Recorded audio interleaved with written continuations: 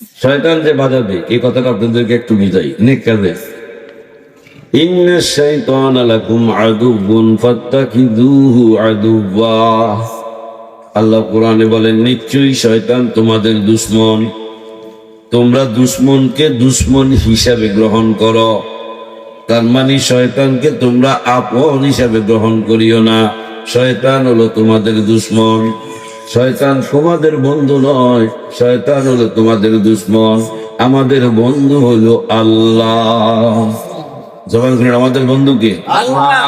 প্রত্যেকটা মানুষ এই কথাটা বলতে আমার কাছে ভালো লাগার কথা আমাদের, যে আমাদের জবান খুলেন আমাদের বন্ধুকে। আল্লাহ। শয়তান আমাদের বন্ধু নয়, শয়তান হলো আমাদের কি দুশমন। বলো তো আল্লাহদের বন্ধু এটা কেমনে বুঝবো? কোরআনে কি বলে দেখেন, আল্লাহু ওয়ালিয়ুল্লাযীনা আমানু, আল্লাহু ওয়ালিয়ুল্লাযীনা আমানু। আল্লাহর বন্ধু, আল্লাহর ওলি ওই সকল ব্যক্তি, আল্লাযীনা আমানু যারা ঈমান আনছে। তাহলে ঈমানদার হলো আল্লাহর বন্ধু। ভাইরা আমার, ঈমানদারের শয়তানের বন্ধু নয়।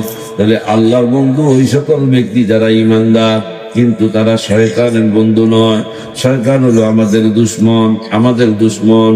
শয়তান আমাদের কোনোদিন মঙ্গল চায় না, শয়তান কোনোদিন আমাদের কল্যাণ চায় না, শয়তান কোনোদিন আমাদের শান্তি চায় না, শয়তান কোনোদিন চায় না আমরা নেক আমল করি, শয়তান কোনোদিন চায় না আমরা সওয়াবের কাজ করি, শয়তান কোনো সময় চায় না আমরা মাহফিলে আসি, শয়তান এটা কোনো সময় চায় না।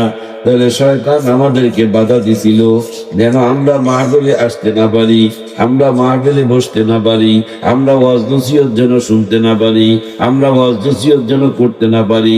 শয়তান আমাদেরকে বাধা দিছিল, কিন্তু এই বাধা দিয়ে আমাদেরকে রাখতে পারে নাই। আমরা মাহফিলের মধ্যে আসতে পারছি শয়তানের বাধা উপেক্ষা করে, শয়তানের বাধা উপেক্ষা করে আমরা যে মাহফিলে আসতে পারছি। জবান বলেন এই দয়াটা কার? আল্লাহ যদি দয়া না করতেন তাহলে কি একটা অন্তর থেকে বলেন, আল্লাহ যদি দয়া না করতেন তাহলে কি আমরা এখানে আসতে পারতাম? শয়তান তো কেমন দুশমন দেখেন। হযরত আবী সাঈদ আল-খুদরী রাদিয়াল্লাহু তাআলা আনহু থেকে বর্ণিত, তিনি বলেন, রাসূল বলছেন, কি বলছেন, ইন্নাশ শাইতানা ক্বালা ওয়া ইজ্জাতিকা ইয়া রাব্বি লা আবরাহু উগবি ইবাদাকা মা দামাত আরওয়াহুম ফি আজসাদিহিম فقال الرب عز وجل وعزتي وجلالي وارتفاع مكاني لا أزال أغفر لهم ما استغفروني। শয়তান কত বড় দুশমন, এদিকে তাকান। শয়তান আমাদের কত বড় দুশমন। শয়তান আল্লাহকে ডাক দিয়ে বলে, শয়তান আল্লাহকে ডাক দিয়ে বলে, আল্লাহ আপনার ইজ্জতের কসম খাইয়া বলি। শয়তান আল্লাহকে ডাক দিয়ে বলে, আল্লাহ আপনার সম্মানের শপথ করি বলি। শয়তান বলে, আল্লাহ আপনার ইজ্জতের কসম খাইয়া বলি।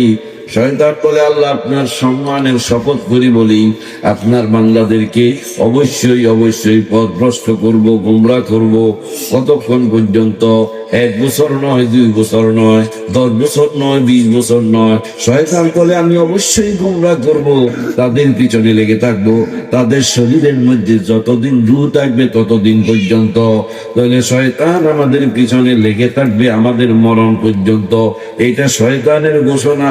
আল্লাহকে ডাক দিয়ে বলে, আল্লাহ আপনার ইজ্জতের কসম খাইয়া বলি, আপনার বান্দাদেরকে পথভ্রষ্ট করার জন্য, গোমরাহ করার জন্য তাদের দেহের যে যতক্ষণ রূহ থাকবে ততক্ষণ পর্যন্ত তাদের পিছনে লেগে থাকবো।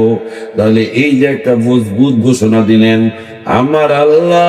শয়তানকে ডাক দিয়ে বলে, ফাকাল আর-রাব্বু আযজা ওয়া জাল্লা ওয়া ইজ্জাতি ওয়া জালালি ওয়া ইরতিফা'i মাকানি লা আযালু আকফিরু লাহুম মাস্তাগফিরুনি। শয়তানকে আল্লাহ ডাক দিয়ে বলে, এই শয়তান, তুমি তো আমার ইজ্জতের কসম খাইয়া ঘোষণা দিলা, আমি আল্লাহ আমার নিজের ইজ্জতের কসম খাইয়া ঘোষণা দিতেছি, আমার বান্দারা আমার কাছে যতক্ষণ পর্যন্ত ক্ষমা চাইতে থাকবে আমি আল্লাহ ততক্ষণ পর্যন্ত ক্ষমা করতেই থাকবো। তাহলে হাদিস থেকে 2টা জিনিস পাইলাম, শয়তান বড় দুশমন, আল্লাহ বড় দয়াবান।